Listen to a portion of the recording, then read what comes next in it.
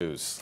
Well, today, U.S. Secretary of Treasury Janet Yellen, she was in Atlanta to announce a new initiative targeting criminal organizations trafficking fentanyl into the United States. So this is all part of a larger plan to address the opioid crisis here in America. 11 Alive's Karis Belger heard directly from Secretary Yellen today about this initiative. She's live for us right now in Midtown. So, Karis, how long has this all been in the works?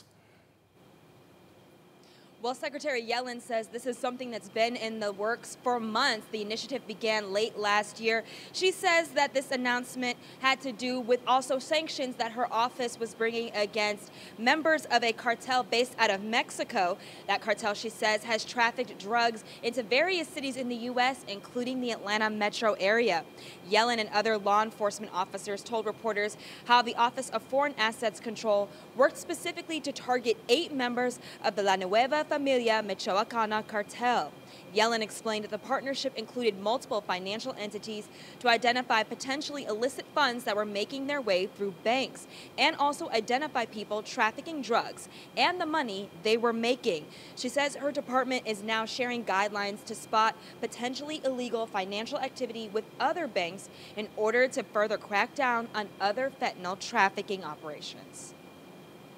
They rely on access to banking systems and to the U.S. dollar to make payroll and finance purchases. And this means the Treasury Department has a unique ability to disrupt and degrade their operations. We're particularly focused on 2 areas related to today's actions: sanctions and partnerships with financial institutions. Now, Yellen also emphasized the financial toll that fentanyl overdoses take on communities. She mentioned it's not just a loss of life, however, that is tragic, but she also mentioned that it's a loss of millions of dollars in financial resources that could make their way into communities across the country. I'll have more on that on 11 Alive News at 5.